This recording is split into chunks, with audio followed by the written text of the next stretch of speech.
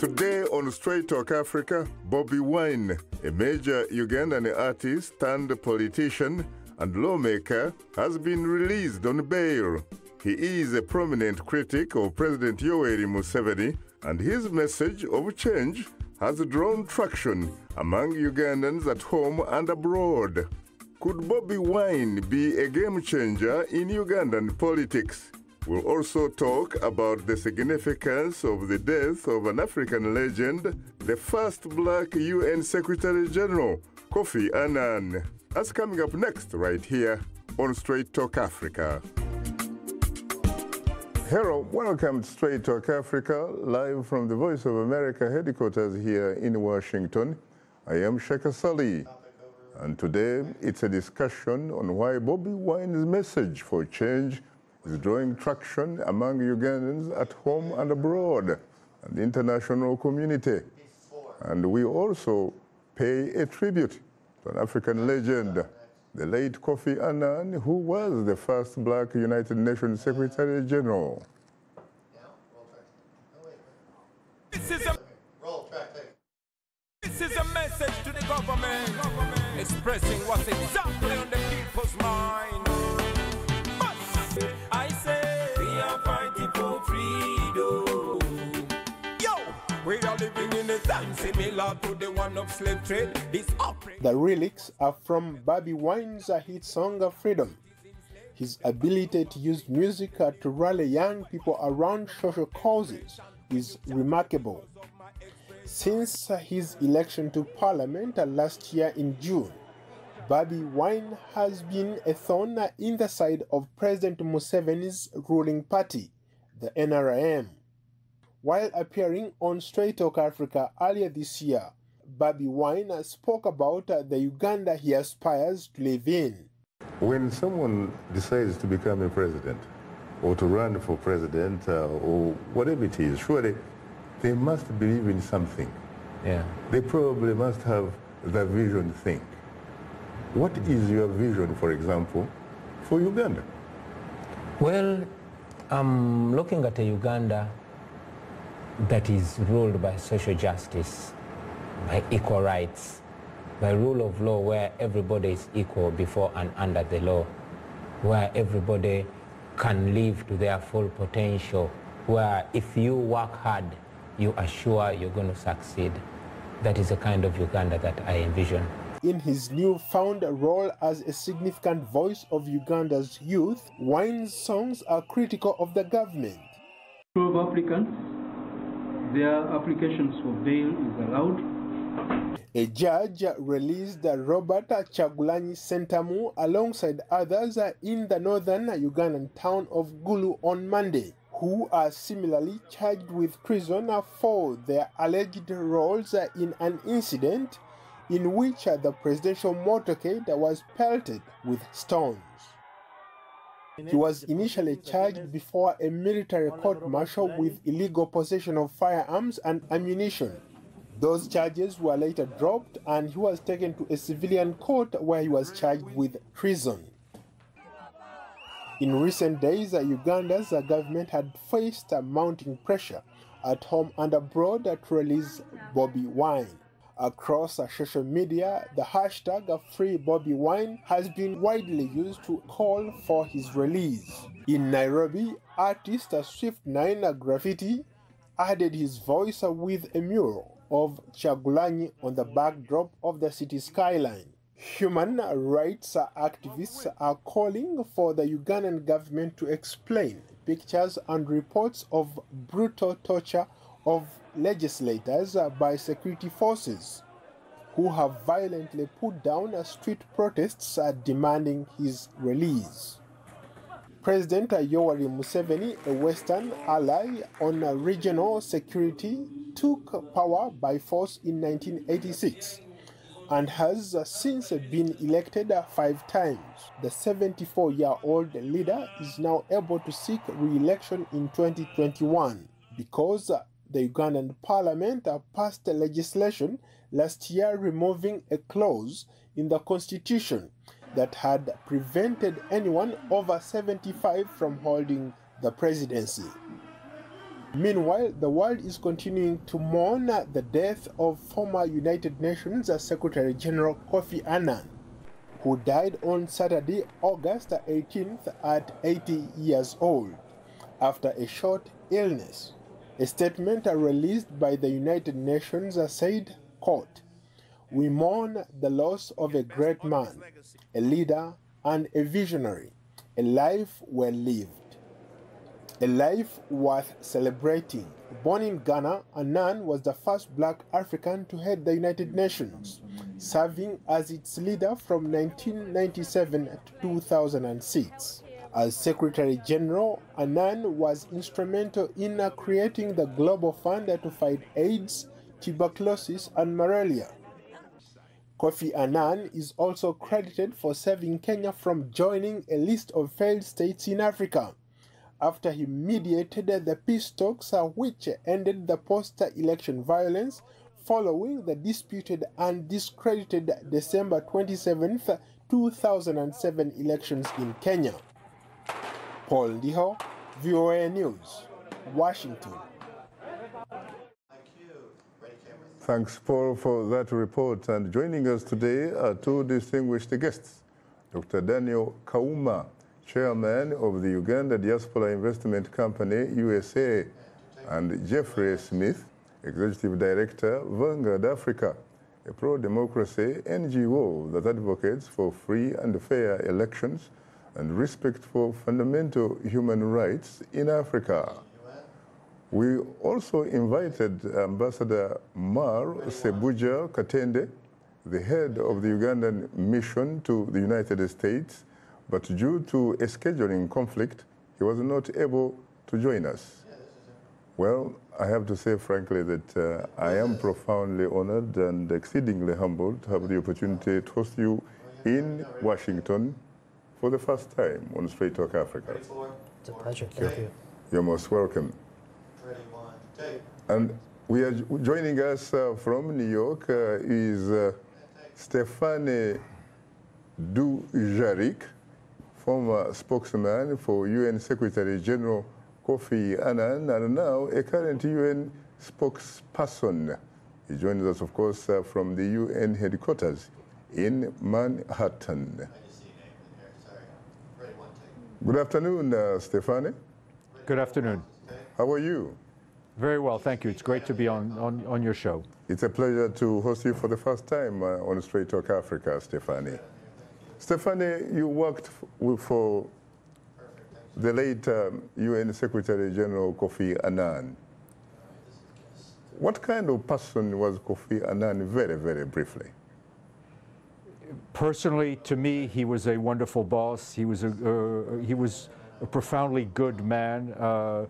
I think I speak for a lot of current UN staffers and former UN staffers who say we had real pride in working for him as Secretary General.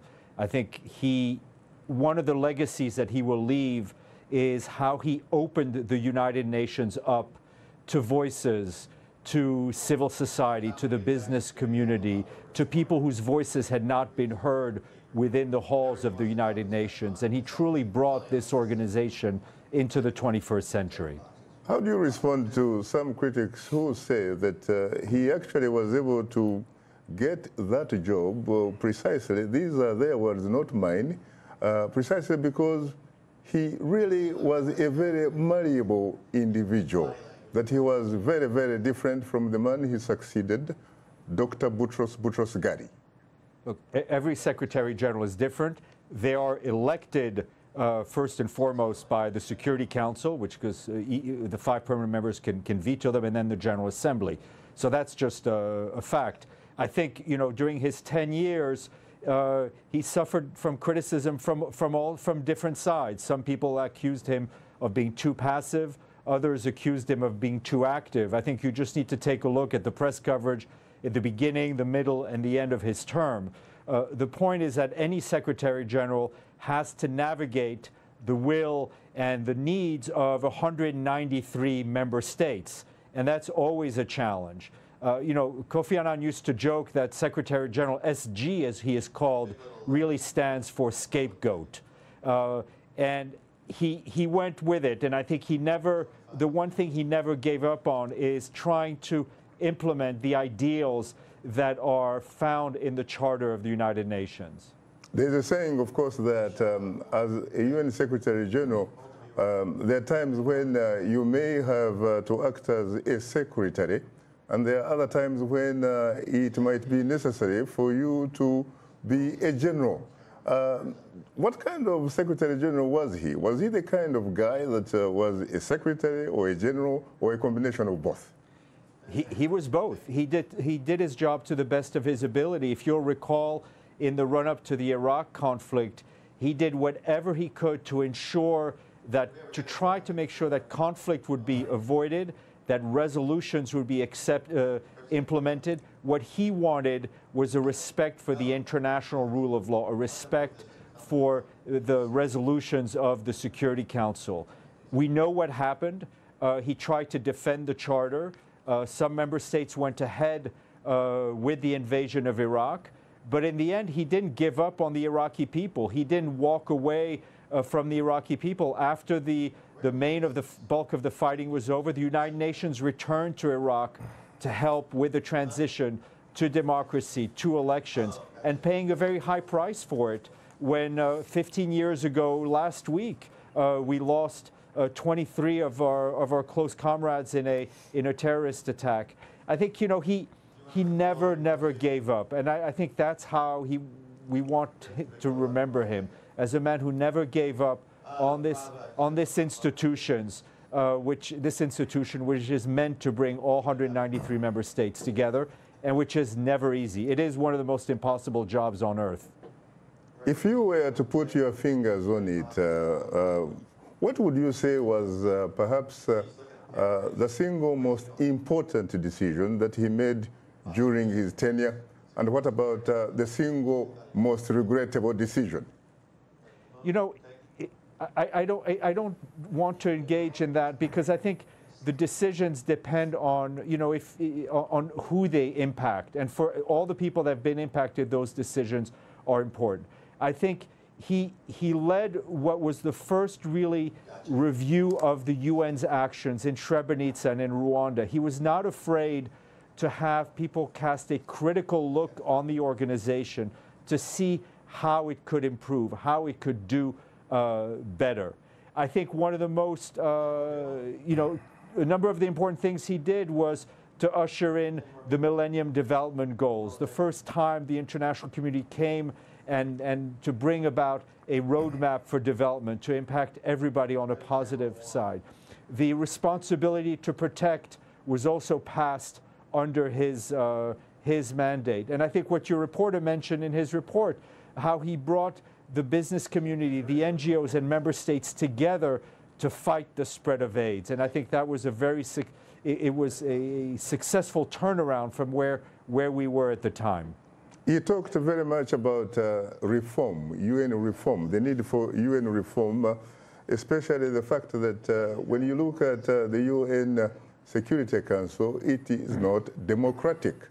How far did he go in that direction? Well, I think like most Secretaries General, he understood the need for the reform of the Security Council, for Security Council to be a reflection of the world that it is now as opposed to the world that it is in 1945.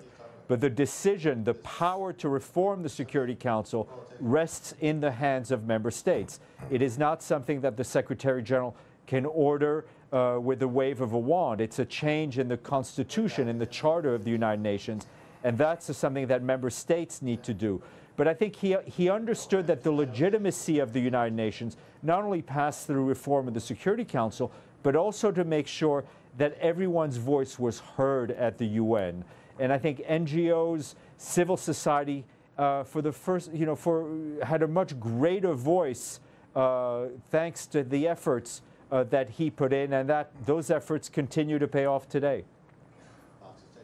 Your current boss, the UN Secretary General, Mr. Guterres, has described or characterized Kofi Annan as the UN itself.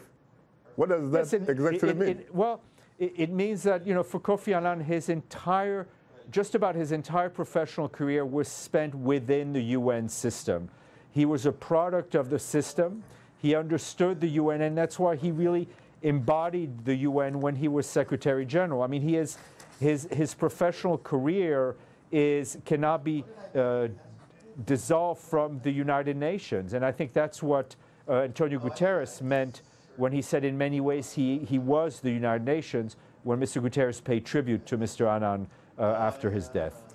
On that note, Stephanie Dujarric, former spokesperson for UN Secretary General Kofi Annan, thank you so much for sharing that information with us. Thank you very much, and thank you for having me on the show. You're most welcome, and of course, come again. Will do. Take care. Thank you. You too. All right. Cap UN, keep him going. Yes, and joining us from the Ugandan capital, Kampala, is Mildred Tuhaise, a senior reporter with NBS Television, a Ugandan independent television station. Good evening, Ms. Tuhaise. Good evening, Saka. How are you? I'm well, fine, thanks. How are you? I am terrific. Talk to us about the mood in Kampala. Well, the mood, Saka, right now, I can authoritatively say, is much calmer than the mood that was in Kampala the days when Honorable Chagulanyi and the 33 others were still detained, and the days when we were still waiting up to hear what would be coming in from the court. But the court martial, which earlier on we had charges, Honorable Bobi Wine and charges of illegal possession of ammunition, and then later on when the court dropped his charges to when he was taken to the civilian court, magistrate confirmation, of course, the case is still on and pending. The case that was filed in the Gulu High Court. And on Monday this very week, 7 days later, and the 33 others were released on a non-cash bail of 5 million, and for their sureties, 10 million non-cash bail.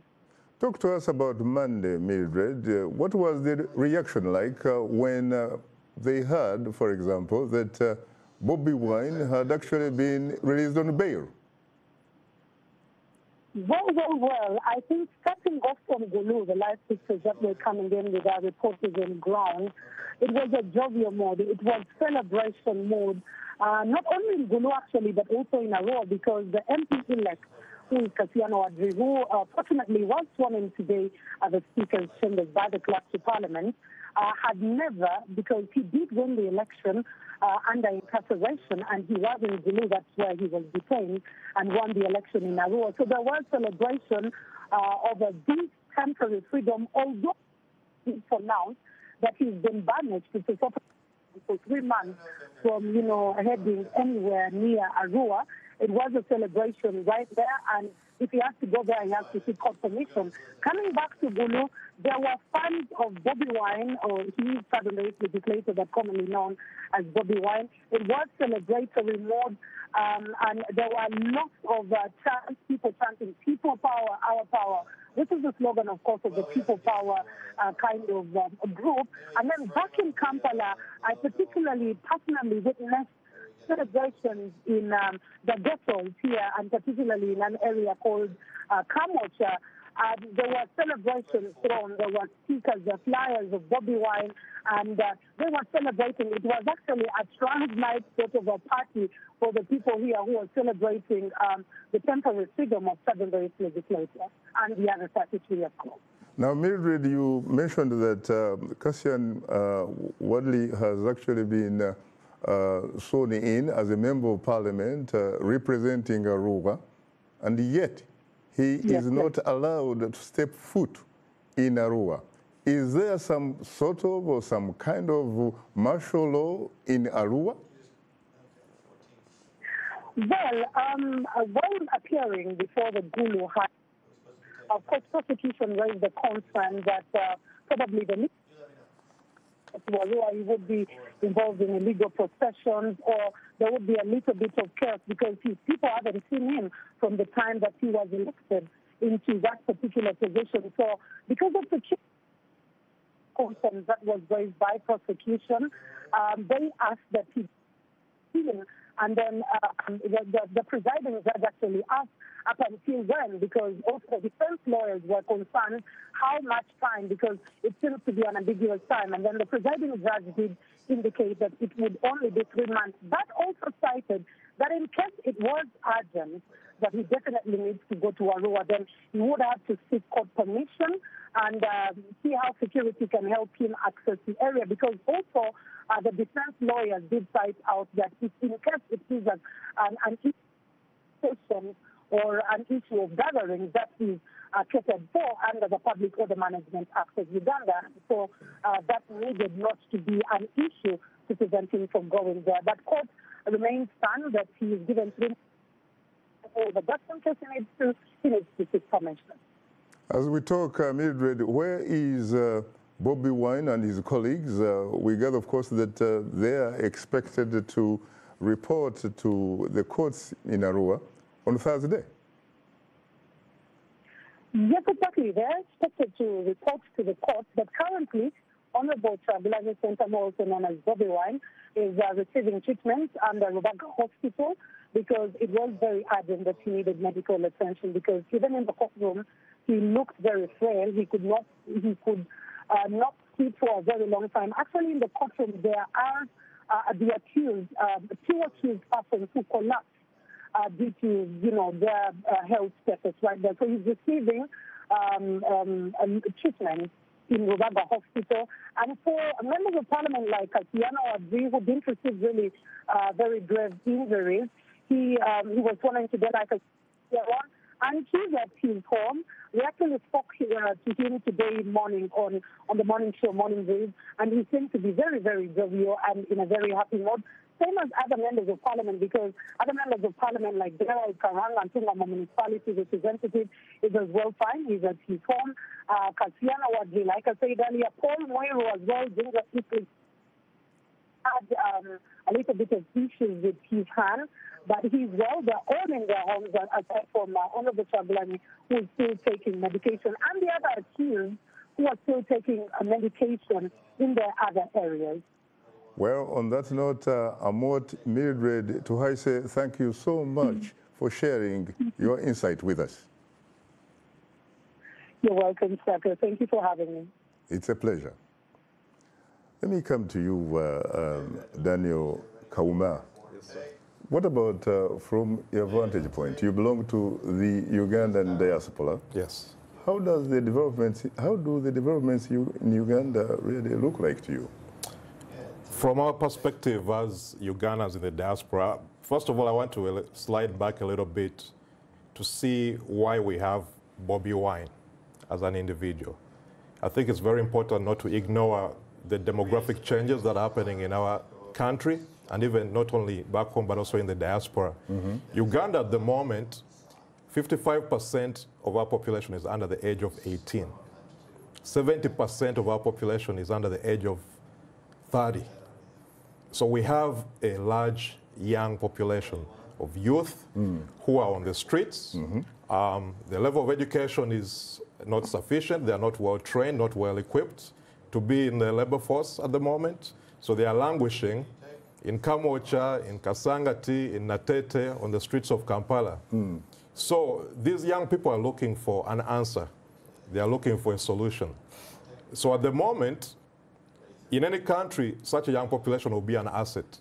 When you have a large segment of the population entering the labor force, that's typically an asset in any country because you have a large tax-paying base. Most of the countries in Europe are struggling with a larger, older segment of the population. So for us, Uganda, we have a large population of youth. But the problem is that the youth are unemployed. Unemployed. So what would have been an asset is becoming a liability for the country. And those are the people who are looking to the government for answers. And the only person offering them answers and hope at the moment is not our incumbent government, which has been in power for 30 years. They look at a 74-year-old president, Mr. Museveni. 32 and then they perhaps, about 32? Yeah, exactly. And then they look at Mr. Kyagulanyi Bobi Wine, who is 36, who is our age. He relates more to them. He understands their struggles. He walks on the same streets. He goes to actually to the little stores and little supermarkets where they shop, where they sell their goods. So Kyagulanyi to them exemplifies what they're going through, what their experiences are. So as Ugandans in the diaspora, most of us who come here are also coming out of that environment, looking for opportunities.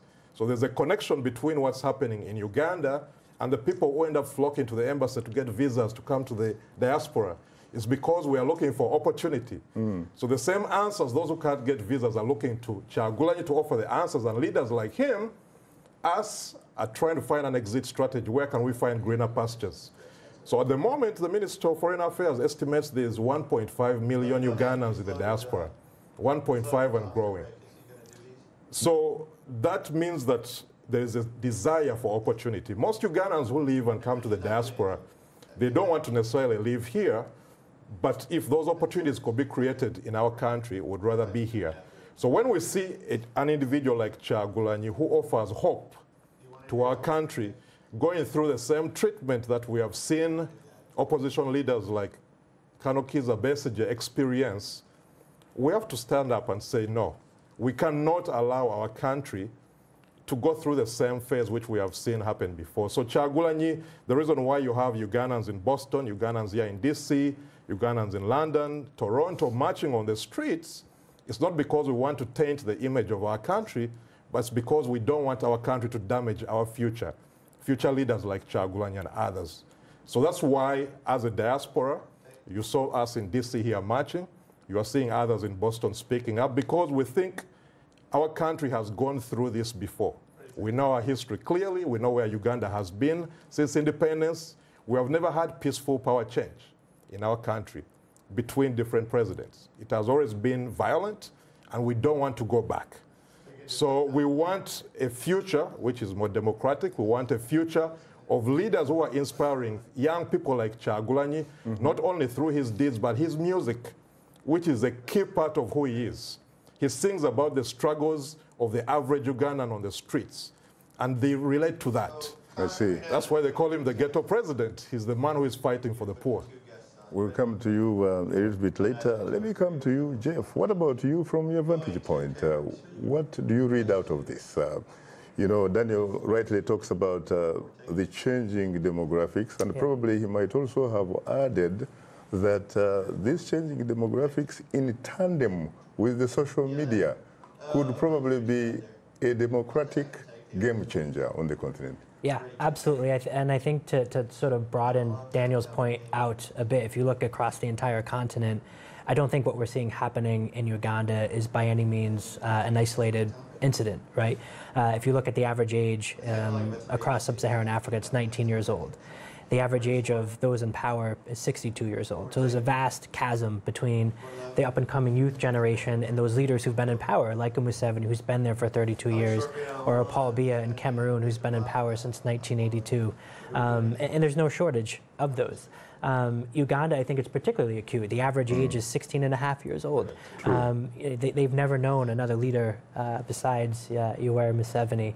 And to your point about the use of social media, I think in this particular instance, as well as others, it's been truly remarkable and a real game changer. I think when you look at the outcry about Bobi Wine's unjust detention, the torture that he was the recipient of on behalf of the authorities, you saw a global outcry across social media, across traditional media. And if you look at a lot of the social media traffic, a lot of it was being generated across the Eastern Horn of Africa, much of it coming from Kenya. You saw the Africans Rising Collective, which is very active in West and Central Africa and Francophone Africa, really helping to elevate the cause. And not only Bobi Wine, but you started to see sort of other spin-off initiatives where Free Diane Rwigara, who's currently detained for now 1 year as of today in Rwanda. So I think it's really galvanized a lot of people across the globe, because to Daniel's point, he speaks to a much broader audience than someone like a President Museveni can ever hope to speak to. Well, I have to say, time is not our best ally, but we'll come back to that and more later. You're tuned into Straight Talk Africa. We'll have more of a discussion in a moment, so please don't go away.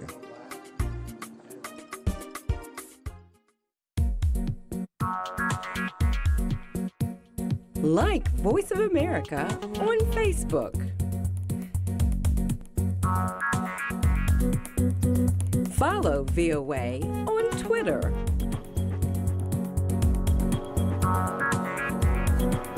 Join VOA on our YouTube channel. Like, follow, join VOA. Today's youth are not just the next generation of African leaders, they are today's leaders. And this is the time to invest in them. Today, not tomorrow. So let's connect. Let's engage with each other on issues that will transform our societies. Innovation, leadership, entrepreneurship, things that you're doing to move the continent forward, to make you the greatest generation that Africa has known.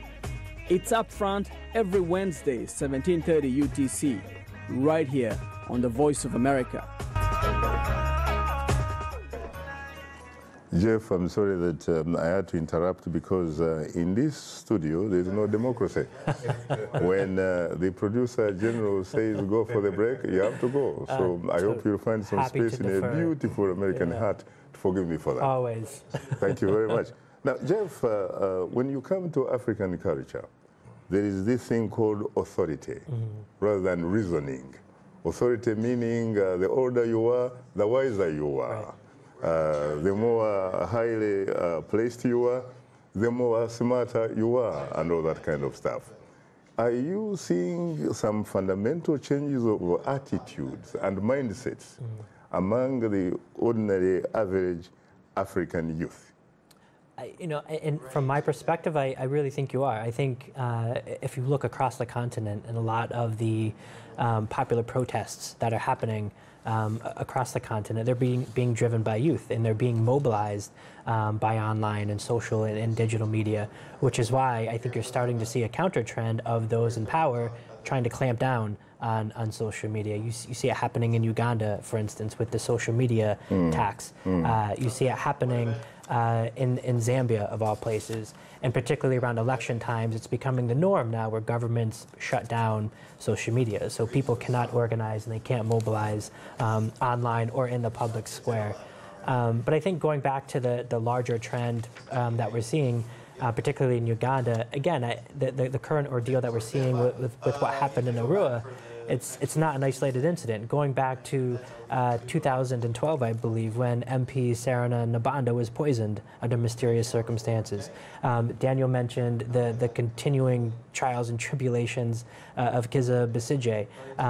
In September of 2017, when you had Uganda's security forces raid the parliament and nearly beat to an inch of her life another member of parliament, Betty Nambuze, who I believe has been laid up in the hospital due to damage to her spine. Nambuze from Mukono. Exactly. So this sort of state-sponsored, politically motivated brutality has been happening for 32 years in Uganda. But I think, again, to Daniel's point and to the issues you brought up, the rising youth population, the solidarity that is being built across borders and across boundaries, across East Africa, across the continent. Internationally. Exactly, and the diaspora, people like Daniel. I think, and I feel very comfortable sitting here today and saying that if it wasn't for that global outcry, and if it wasn't for people like Daniel and others in the diaspora and those in the country and the brave, courageous activists on the ground raising this to a global level, Bobi Wine would still be behind bars. There's no doubt in my mind. So I think we need to keep activating, we need to keep mobilizing, and we need to keep shining a light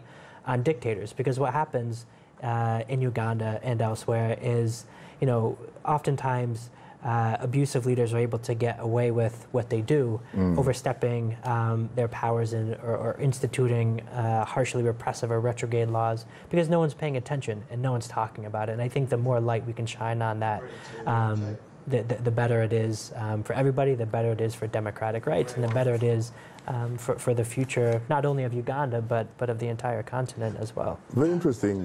Daniel, what about supporters of Yoweri Museveni, who says that in Museveni, you're looking at a uniquely gifted leader, something perhaps akin to really, essentially something that is very rarely seen in society.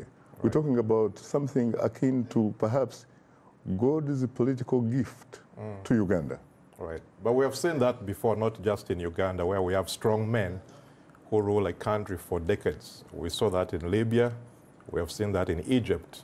You saw that in Zimbabwe, where I just came from. Yeah, so we are not saying that Museveni hasn't done any good for our country, but you have to create a culture of power change. We see it here in the United States. Once in a while, you'll get a George Bush, you'll get a Barack Obama, you'll get a Donald Trump, and I guarantee you after 8 years, there'll be somebody else, assuming that he doesn't win another term. So having talent doesn't mean that you stay in power for 30 years or 40 years, because the new ideas start running out. Because I saw our friends in Ethiopia a few months ago, when their new prime minister was in Washington, D.C., you see people flying in. Hundreds and thousands of Ethiopians were flying in because it's offering them hope. So you always need that new leader who is going to inspire you, who is going to come and just his presence inspire young people to come out. Are you reminded, for example, of younger Yoweri Museveni back in 1986? Yeah. When Museveni came out in 1986 with his 10-point program, people were excited. People came out, they were laying mats on the streets so that the convoys drive through Kampala.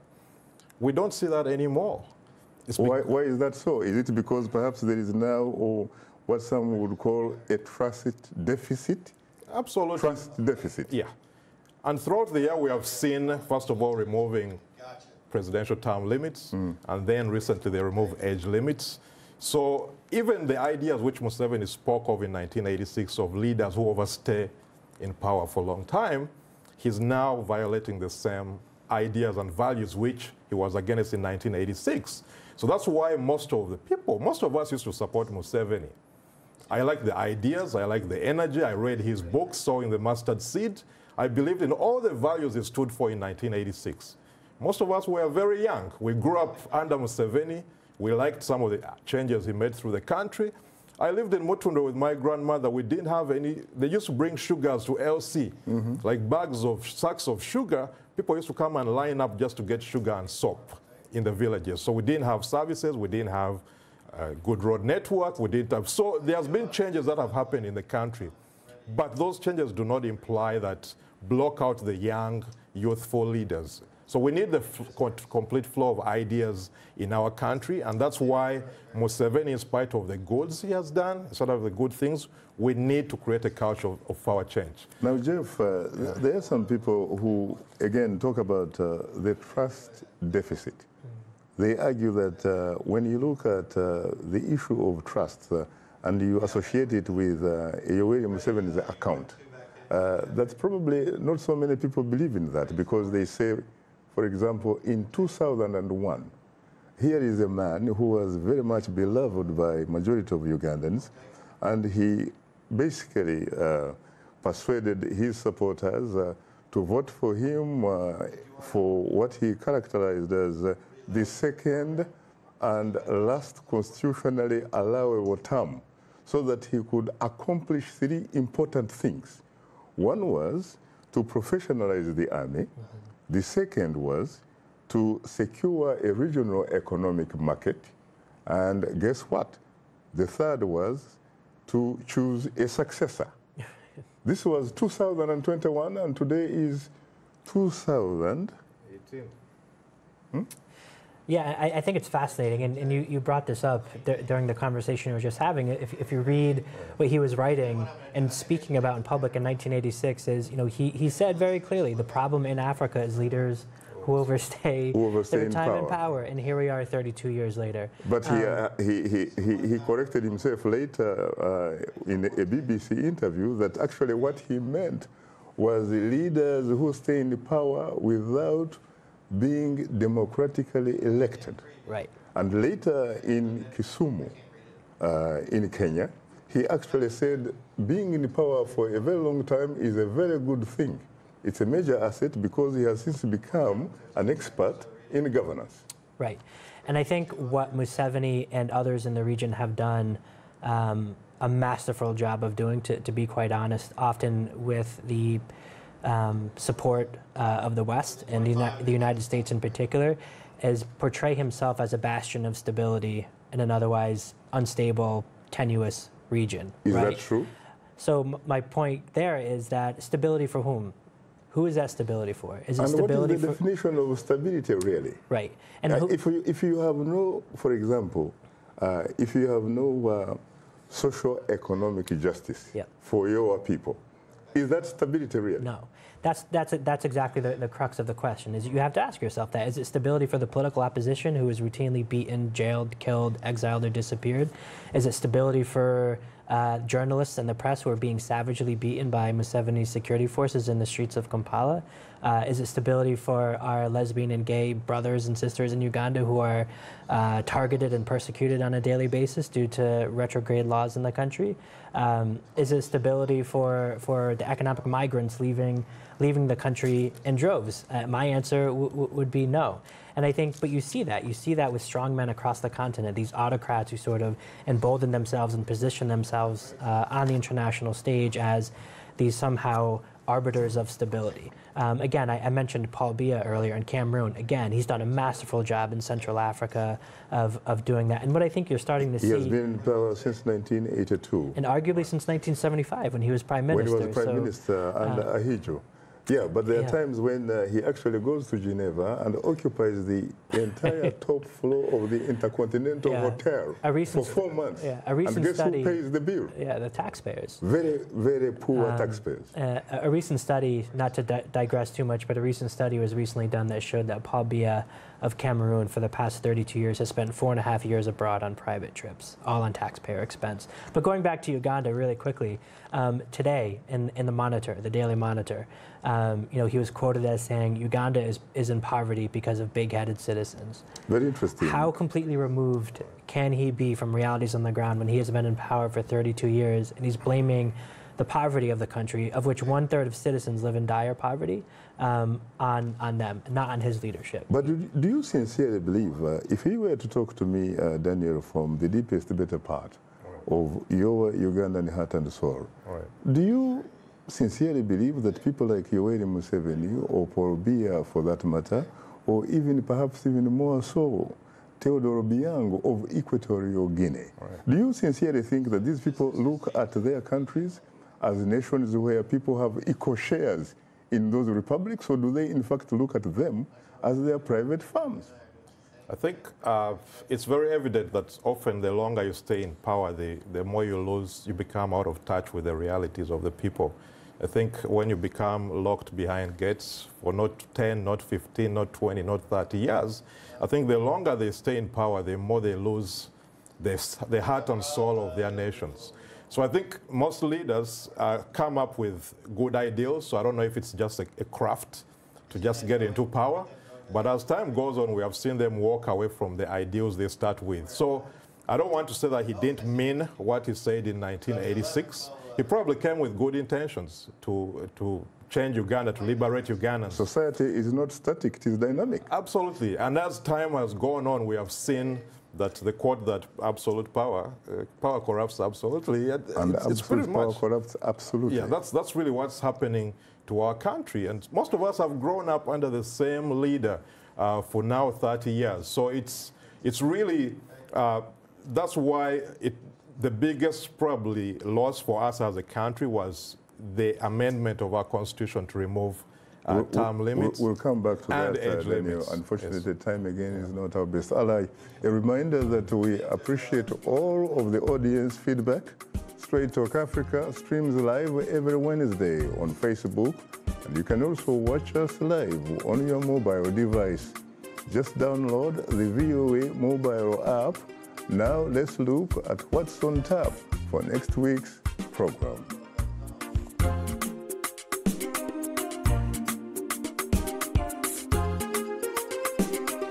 On the next Straight Talk Africa, VOA presents a town hall special introducing members of the Mandela Washington Fellows for Young African Leaders Initiative.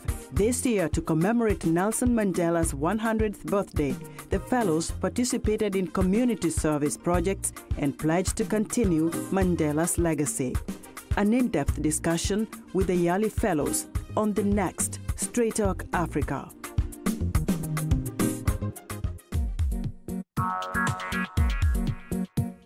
Like Voice of America on Facebook. Follow VOA on Twitter.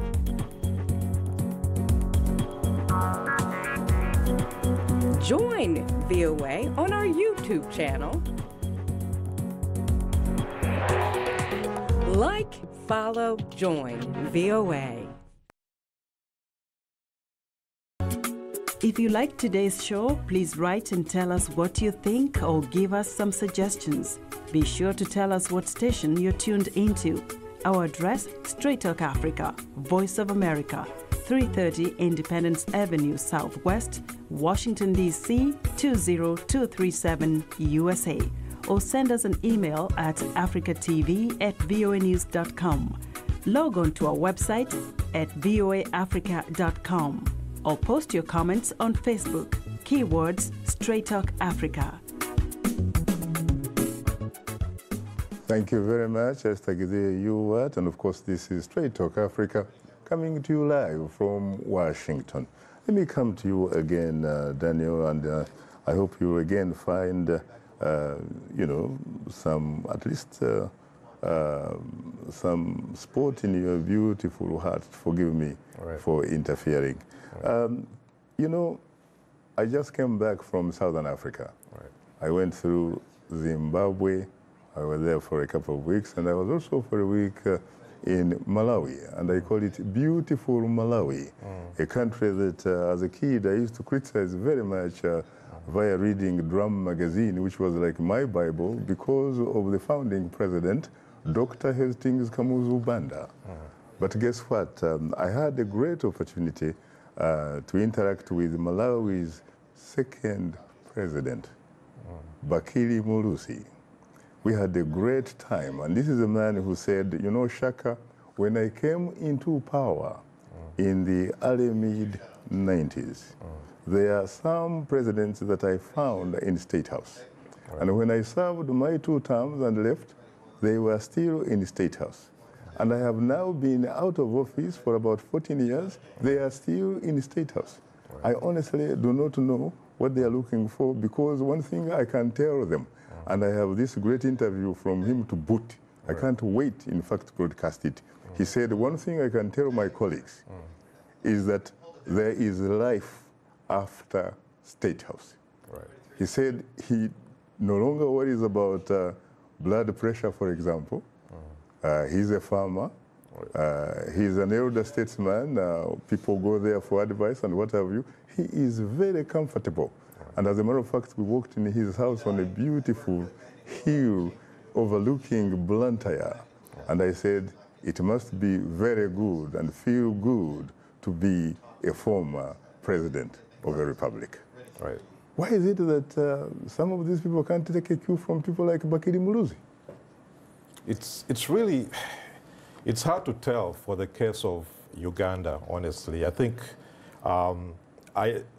most of us have been debating this for a long time, that is it better to be under the same person, especially our older generation, which is risk-averse, our parents and grandparents.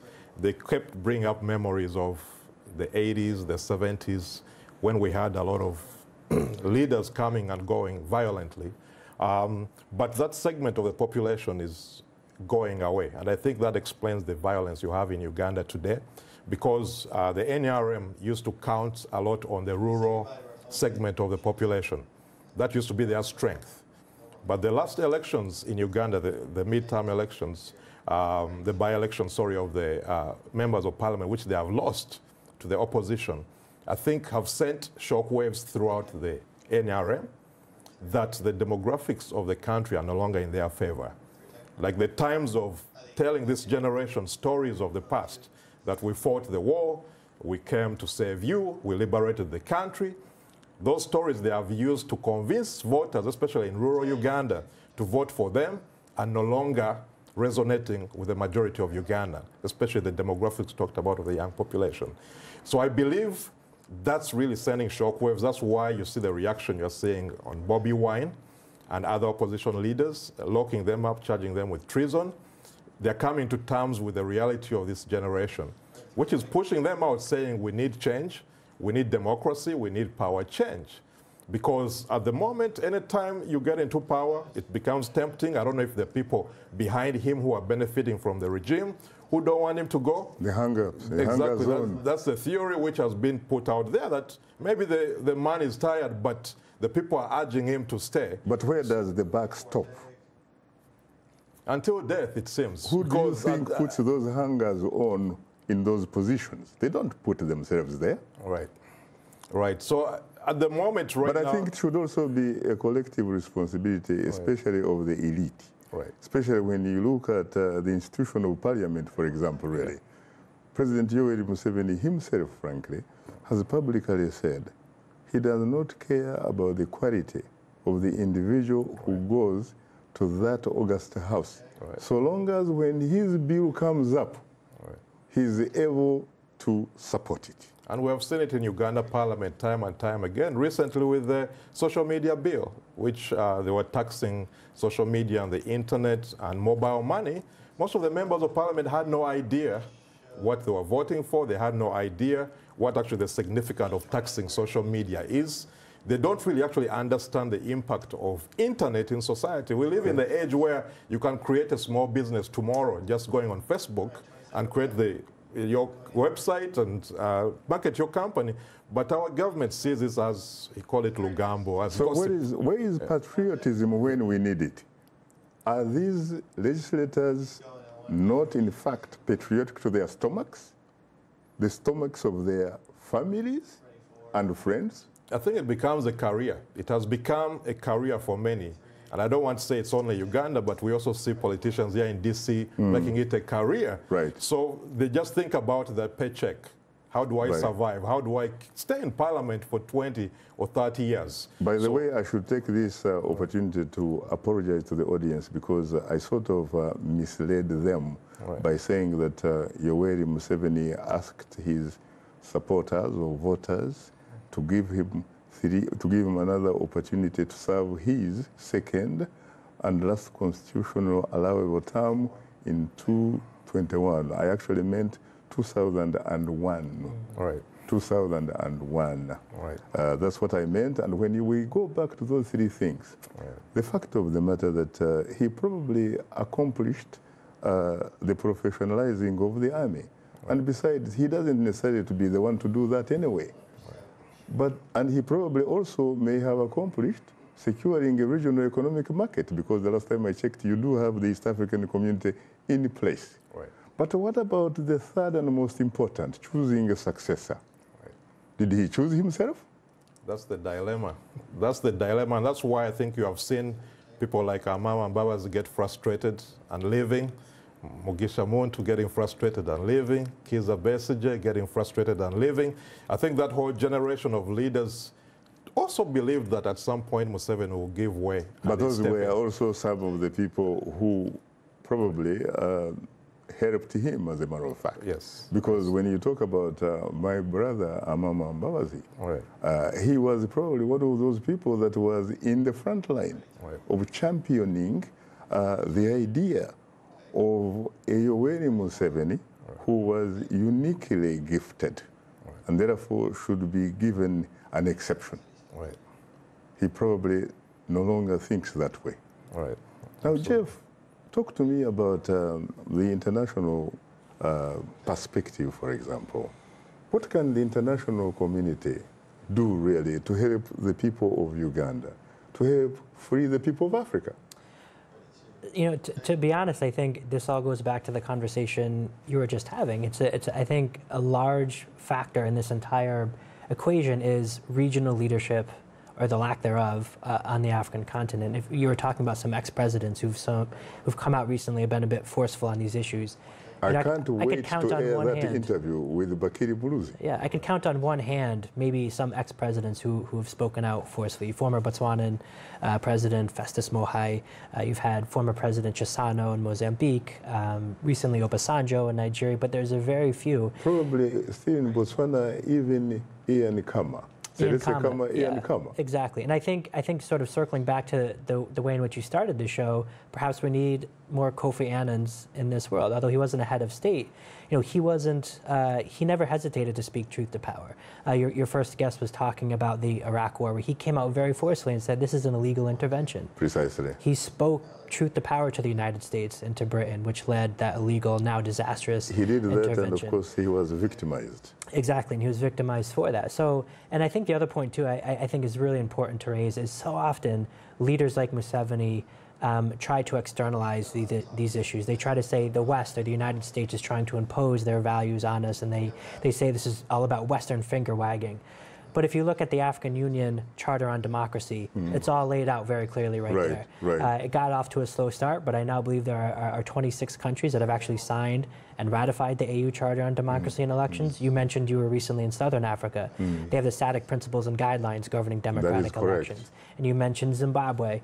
Look at their recent election on July 30. And I dare anyone to take a look at those principles and guidelines and point to one that met the criteria that the own region has set out for what determines a free, fair, and credible election. I think the disservice that has been done is, particularly around election time, is that, particularly in the African context, is free, fair, and credible is now somehow equivalent to peaceful.